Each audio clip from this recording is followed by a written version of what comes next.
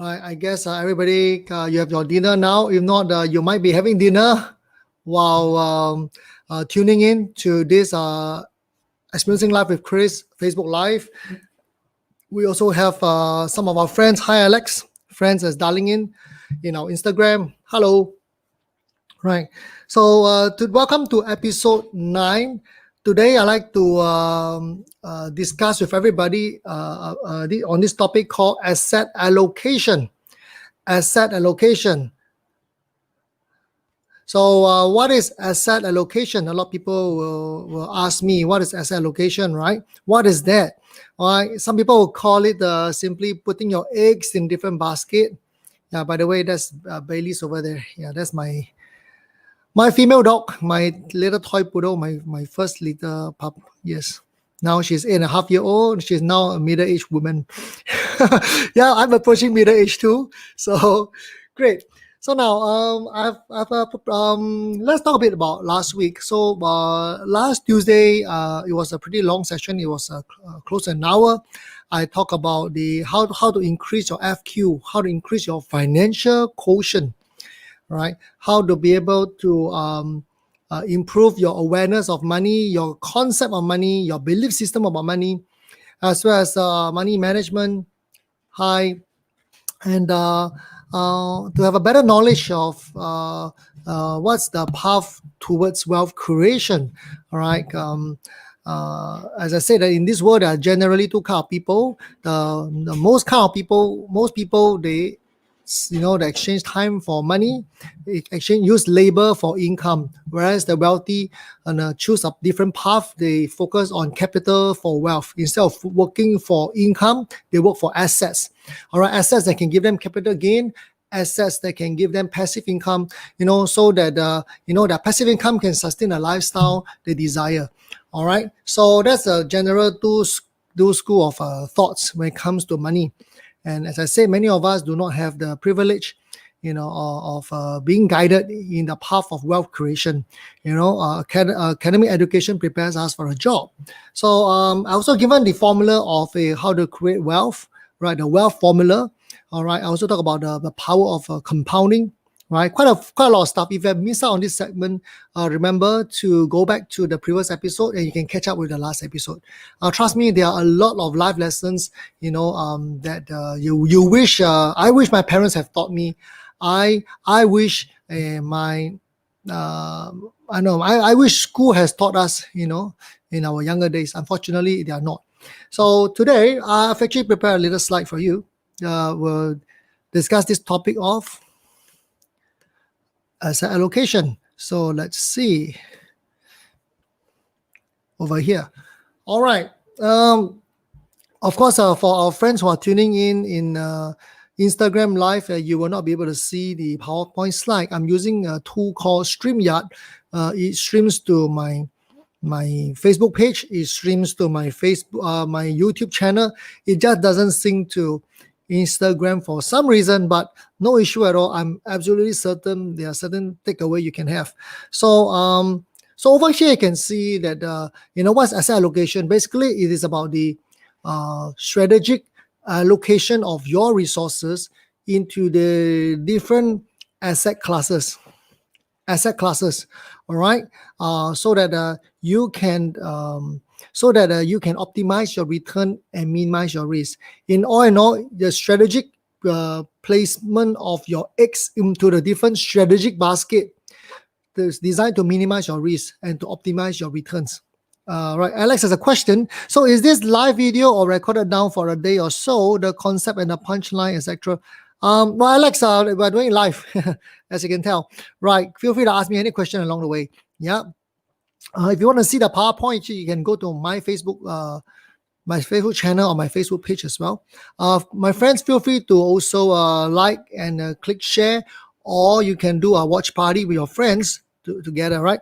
So over here, I like to talk about asset allocation. I use the analogy of a football field, a football game, right? So very simply, right, my friends, imagine if you are the coach of a soccer team, in order to prevent yourself from losing, would you put all your 11 players as goalkeepers? right? You got 11 goalkeepers standing there, right? Guess what? Very high chance of not losing, right? But let me tell you the truth, right? Most people, right, successful people play to win, but mediocres, they play not to lose. The average people play not to lose, right? As a general belief principles, all right? So now, if you have 11 players, right, as goalkeepers, guess what? You may not necessarily lose, but it's almost certain you will never win, right? So on the other hand, in order to, if you choose to be very aggressive, would you put all your 11 players as a striker? All right, in a soccer field, you have goalkeeper, you have midfielders, you have defenders, you have strikers, right? All of them have a different role, right? Would you put all your players as striker in the front? Would you ever do that? The answer is no. It's ridiculous, right? Why? Wow, while you have very strong firing power in the front, but all it takes is an oversight. All it takes is a mistake, and people will counter you, and you are left defenseless at the back. Right, so sounds like any wise coach, what you want to do is you allocate your players accordingly, right? One very classic what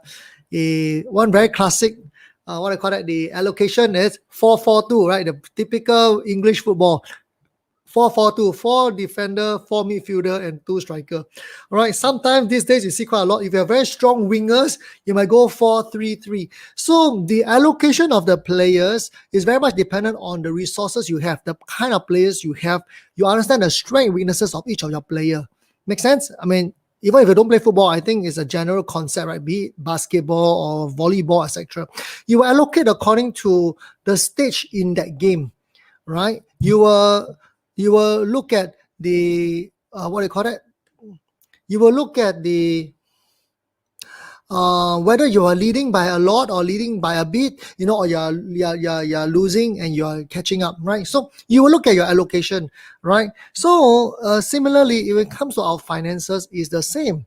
So let's explore what is a common asset allocation for most people in Singapore. Okay. Now, from my observation, most people, okay, on an average, depend heavily on their CPF, put a lot of money in cash. All right, or they buy a lot of insurance products, some of the saving plans and things like that. Alternatively, they might buy some unit trusts here and there from the banks, all right, from some of their friends. They might dabble into stocks. All right, they may, if they have some extra money, they might buy a second property, right, and a show flat or whatsoever. All right, so let me put it that way. Okay, it's never about the investment; it's always about the strategies. All right, it's always about the strategies. All right, so successful investor invest with good strategies. Hi, is that Guan Yong? Is that Guan Yong watching, tuning in? If yes, then hi, long time no see. All right, so if you look at the left side, right, the amateur investors, what happened is this. Many of them have insufficient insurance. They have insufficient excess cash. So whenever they have trouble, all right, and when they lose their job or whatsoever, and suddenly there's an increase in expenses, guess what? All right, they get into cash flow difficulty. They get into trouble, right? Hi, Benny. So that's something that's highly highly detrimental, right? So my friends, so not only that, okay, as I said, many of them have money in the CPF. All right, they bought some endowments here and there. All right, they might have some bonds. All right.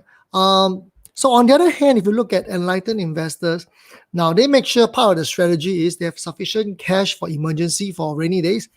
In fact, sometimes they put aside cash, all right, for strategic deployment wherever there's an opportunity in the market. All right, and also they make sure that they have a proper goalkeeper, which is like an insurance portfolio, a proper insurance portfolio. But let me be very clear. You don't buy insurance products. All right. You design a proper insurance portfolio so you can get the adequate coverage. All right. You don't have to buy excessive coverage. Right? Buy adequate coverage, at the right value, within the right budget. I think that's really important. Okay. Insurance should not be sold, in my view. It should be professionally prescribed, just like medicine.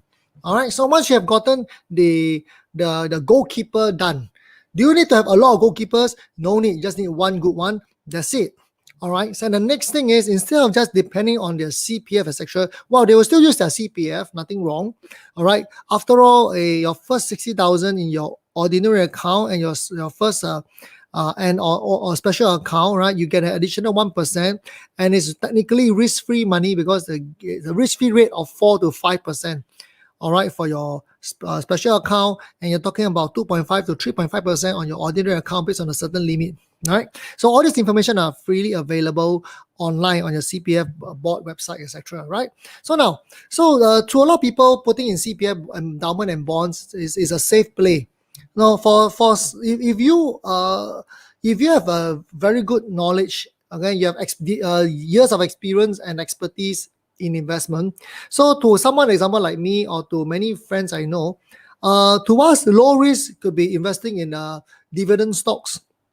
All right, that example, they are debt free, they are well managed, and they have certain level of monopoly, at least in the country itself, right? So that means when they have a monopoly, that means they have a high barrier to entry, and because of their monopolistic position, they can choose to increase the price anytime they want. They decide on the market price, right? They decide on their pricing, so they got that power.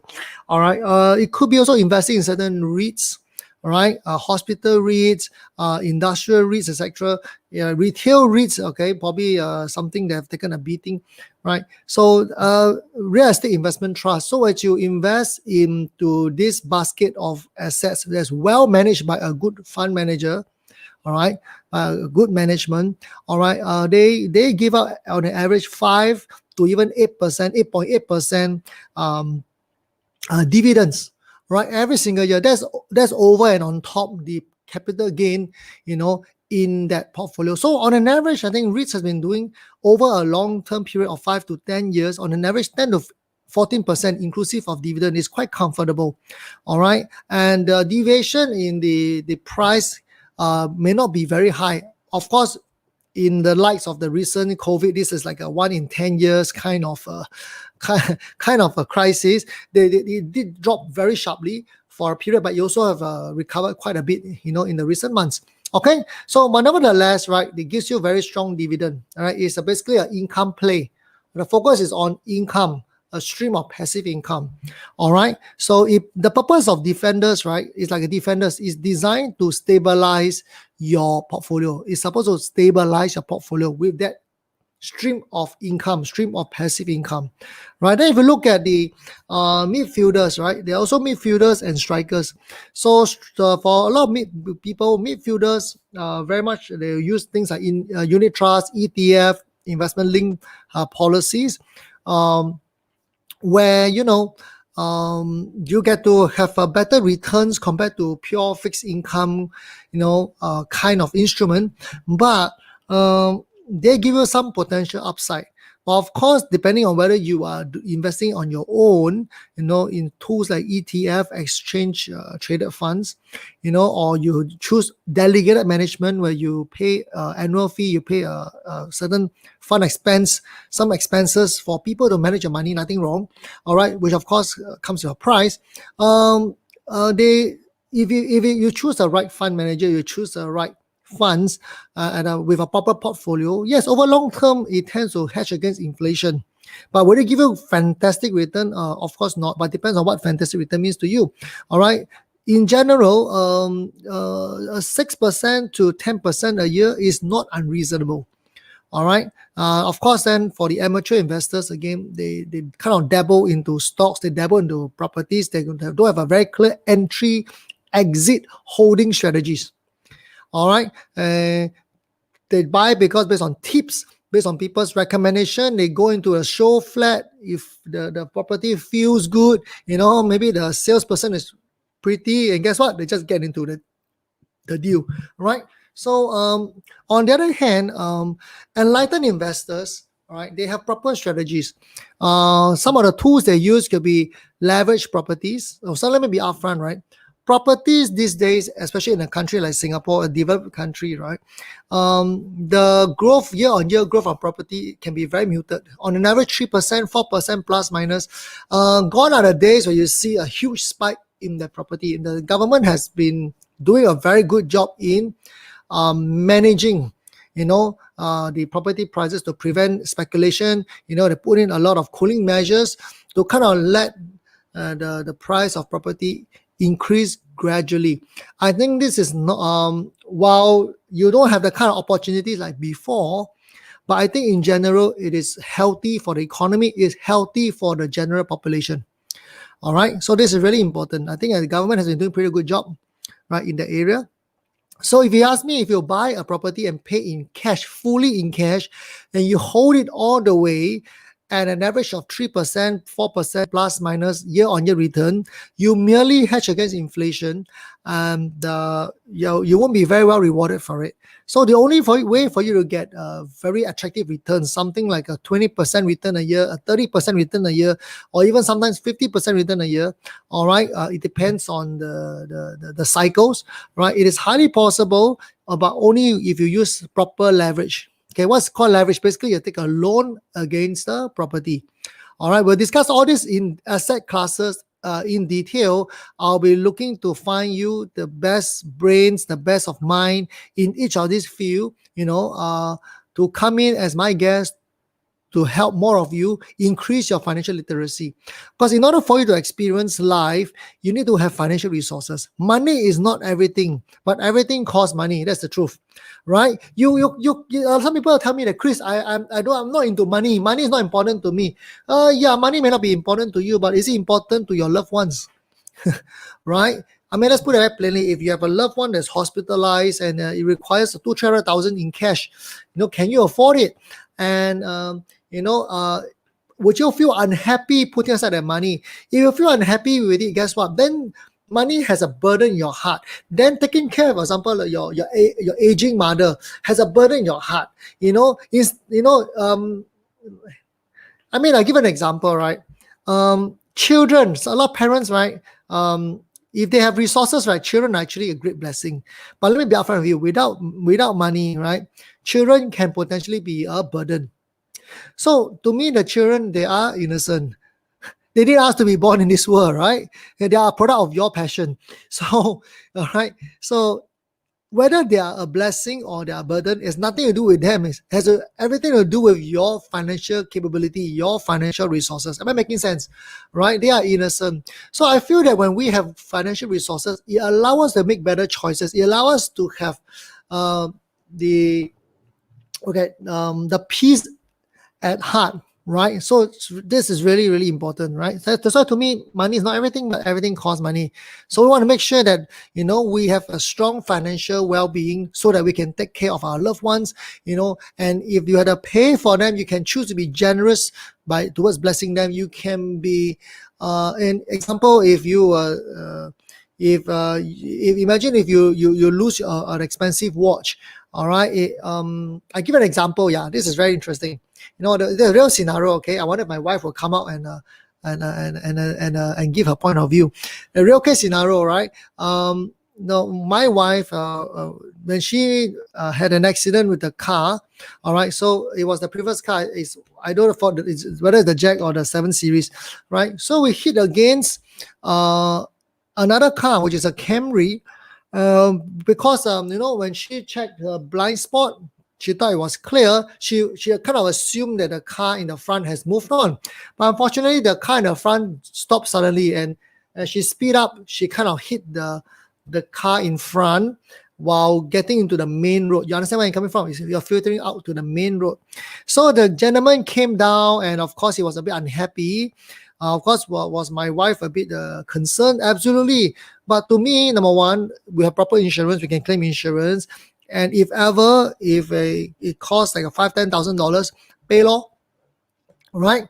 Did I scold her? No. Does she have to feel guilty? No, it wasn't intentional. Guess what? It's okay, what? Right? No problem. Right? There's another incident, right? When this is very interesting. I was coming back from Malaysia. Right? Hi, grumpy kittens. I don't know if we know each other, but hi. Right. So, welcome to this live session. So let me stop sharing for a while. Yeah. So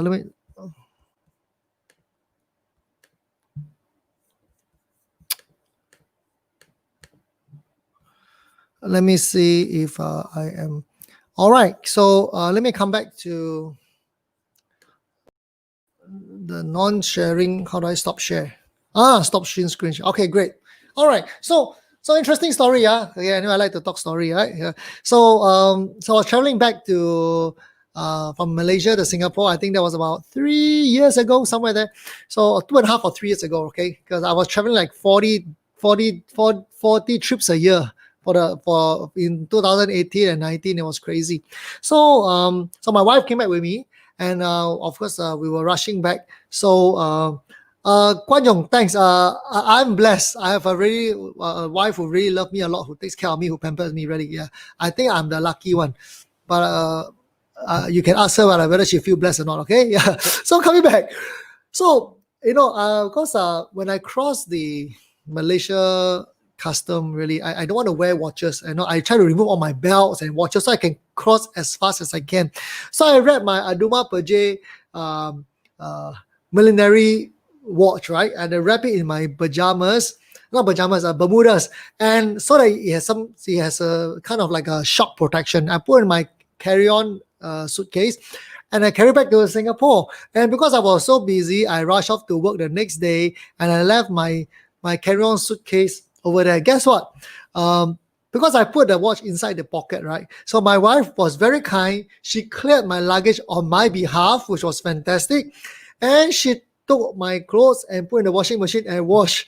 Okay. After washing, right, guess what? The watch was there. Not only that, she put it out to the dryer. It went drying twice. Okay. This is called money laundering at another level. Right. So, my friends, let me ask you a quick question, right? So when you realize, right, your watch, which is a relatively expensive watch, is in the dryer, all right, and of course it went out of order, it's spoiled. How would you feel? Would you be angry? Would you shout at your partner? Would you say things like, stupid woman, who asked you to do things like that? You crazy, why you never check? All right. Do you see that happening to couples? Absolutely. I've seen that happening all the time. All right. A lot of couples, they argue primarily because of money. Number two, the lack of understanding, lack of good communication. These are the two main reasons why people got divorced, right? So guess what? So to me, right, it's just a watch, right? I asked myself a question. What was her intention? Was my wife's intention, did she intentionally spoil the watch? The answer is no. She did it by accident out of good intention. All right, how can I blame somebody for having good intention, for going the extra mile to do something for me, right? If it happens, it happens, right? It's just a lesson learned for all of us. In fact, I think till today is quite a funny. When I think back, it's quite a memorable experience, right? So my friends, so initially, right, I guess my wife was very guilty of that, and in fact, she thought I might be angry, but seriously, I wasn't angry at all. Totally not. You can clarify with her. So why? Because there's no problem. It's just a watch. If it spoils, it spoils. All right. If I lost it, then okay, it's all right. Then that's it lah.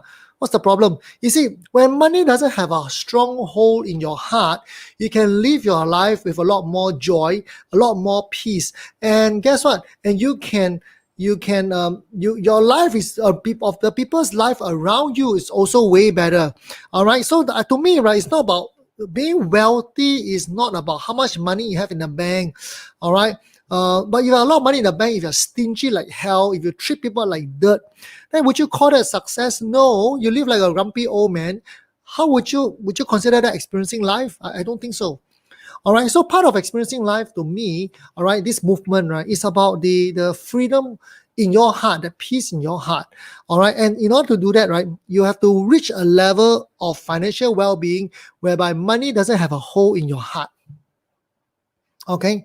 Yeah, I think that is something easier said than done. It's something that most people couldn't even imagine. Hi, brother Piao Ta. Yeah, you got my point. Yeah. So So, my friends, I don't know if that inspire you. If yes, please put some comment below and let me know. So, let me ask you a very simple question, right? How do you know whether you have a hole in your heart when it comes to money, right? Similarly, if your spouse, if your kid were to drop your most expensive watch that costs 5 digit, if they break the most expensive bottle of wine, or your kid was drawing marker, playing with a marker and accidentally draw on your MS bag or your LV or your Chanel. All right. Would you shout at your kid? Would you hit your kid? Would you hit your wife? Would you scold your spouse? Right? Would you scold your mom for accidentally burning your shirt while ironing for you? All right. If it doesn't affect you at all, my friends, congratulations. All right. I believe you have reached a certain level of peace, a certain level of centeredness. All right. But let me be upfront with you, okay? This is my personal opinion. My view, abundance bring out the best in people. When there's a lot of abundance, right? It brings out the best in people. Basically, it allows them to be generous. Imagine this, right? Imagine, would you stop me from breathing? Hey, Chris, this is my oxygen, huh? Stop breathing or stop taking away my oxygen. Would you do that? Obviously not. Why? Because there's abundance of oxygen, right? Breathe all you want, Chris, nothing to do with me. I also got plenty of oxygen. So there's no scarcity. Scarcity, on the other hand, right, in my humble opinion, it brings out the worst of humanity. Because when there's scarcity, example, you don't have enough time, you're rushing for time, you're rushing to work. Guess what? Instead of being gentlemen to open the to open the door or hold the lift for someone else, you probably run in first. Especially these days, when it comes to a circuit breaker, you can only have 4 to 5% in the lift, right? So it doesn't allow you to be generous. It doesn't allow you to be gentlemanly, especially for a guy, right? So that's because of the scarcity in time. When the scarcity of money, same thing, right? I've seen siblings, right, quarrel and ended up in a very bitter relationship. Why? Because they were all arguing who should pay for the medical bill. Who should take care of mother? I think some of you have watched the show in Singapore, Money Not Enough. I think there was a very touching scene whereby the 3 brothers, were arguing who to take care of the mom, and in the end, the second brother have to, Hui, I think that was the actor, had to leave the mom at the old folks' home and ran away. Making the mom feel totally abandoned. That was a very sad scene. So when I saw movies like this, it kind of inspired me. Is that the future I want? If that's not the future I want, guess what? I will do whatever it takes, right, to make sure I'm in a financial position to take care of my mom. All right. And it's true. In my life, you can talk to any of my brothers. I can tell them, no worries. My mom is my responsibility. All right. I'll take care of her. No issue at all. Okay. So in fact, if we go for holiday, guess what? I'm prepared to pay I'll pay for the hotel, the stay, and a big chunk of the food. Right, no problem. I told my brother just had to pay for airfare. All right, so that it's not that I want to pamper them. It's so that they can afford to travel every year with the family, because it's for my mom. Because when my mom get to travel with the whole family, she feels good. As a mother, you love your children to come together, and it's especially important because my mom had kind of like 3 marriages. So she has 4 sons, out of the 3 marriages, right? I'm the eldest. All right, they got 2 half brother in Malaysia. I've got another half brother in Hong Kong, right? So, well, not bad. I'm truly Asian. Yes. So, and guess what? Every year, I personally do look forward to us spending quality time together. And I'm sure my mom look forward to that, right? So, whatever to make my mom happy, I will do whatever it takes, all right, to take care of her, to make her feel happy, right? So my friends, why am I sharing all this with you? Because as I said, money is not everything. Everything costs money, all right? It's not about how much money you have that makes you wealthy. It's about how generous you are towards your loved ones, towards those who are in need, and how well you live depends on how little money have a hole in your heart. Okay, I hope that kind of makes sense to you. All right. So my friends, let me continue sharing. If you agree what I say, please give me your comment. Give your point of view. Maybe you agree, maybe you disagree. It doesn't matter. I would love to hear your view. All right, I see my friend Adam Nordin there. Hello. I see Jenny from Indonesia. Is it Jenny Wu? All right, hello. Anything to share? I mean, agree, disagree? I'm very blessed to have so many millionaire, multi-millionaire friends as here to join me and share this moment with me. Right. I hope all is well in Indonesia. So let's look at for those of you who log into Facebook page, you can see that so all in all, the way amateur investors invest, all right, is totally different from the enlightened investors. All right, enlightened investors, apart from putting money, it's not just about what they invest in. All right, they always invest in their circle of competency, but they always educate themselves to expand that circle of competency, and they're wise enough not to invest outside their circle of competency. What makes investment risky is not the investment itself, but the lack of knowledge. All right, the lack of wisdom. All right, to know that you know, to know that you don't know. Right, so very, very important. Okay, so all in all, as I said, it's not about what you invest in, it's always about the strategy. Good investors have very clear entry strategy, very clear holding strategy, very clear exit strategy. All right, so as I said, this whole session is designed every Tuesday. I will come up with content. All right, either based on my own experience. It could be also be me inviting some friends who are highly successful, who are very, very skillful and with great insights in each of these asset classes to come and share with you. All right, so my friends, if you have any question for me, I'll be happy to answer them. All right, so any of you can ask me any question regarding any of these asset classes. You can discuss any strategies with me. I'll be happy to give you my point of view. Anyway, I'm no longer, I've retired from advisory, so I'm no longer licensed. So I'm not here to give you financial advice, but rather, sorry, I'm kind of getting choked. So I'm here primarily to share my personal experience, all right, and to kind of interact with all of you here. I think Candy is there. Hi, Candy. Pardon me. Okay, right. So my friends, if you have any question, feel free to PM me. I'll be happy to answer you. If there's any kind of topic you'd like me to cover, when it comes to life, when it comes to anything, from how do we do life hacks on how to fly business class with very little or no money down, right? How to buy property with little or no money down? How do you start a business with little or no money? How do feel free, right? So if you ask me what's my strength, I think I'm a very, very strong generalist when it comes to business, when it comes to finance, when it comes to marketing. I'm an expert definitely when it comes to sales, okay, especially in the financial planning industry. All right, I pride myself as a top dog in this field. All right, so anything you want me to share, feel free to put in the comment. I'll be happy to take your suggestion into consideration and come up with more exciting content. All right, so if not, my friends, I thank you for spending this moment with me. All right, so our friends, look forward to see you in person one day. All right, have a wonderful day, and thanks for sharing this time with me. Have a good day, everyone. Okay, so in conclusion, remember, if you are willing to settle for very little returns, get rich slow.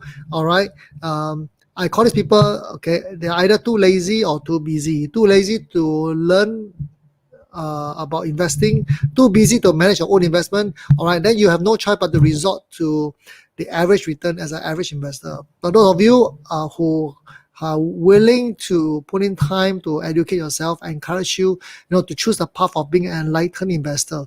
All right, continually educate yourself, continually spend time with those who are good in investment so that you can hone your skills and improve your capability. All right, so my friends, with that, have a wonderful day. Look forward to see you. Enjoy your evening. Bye-bye. See you next week, next Tuesday, 8:30. Ciao.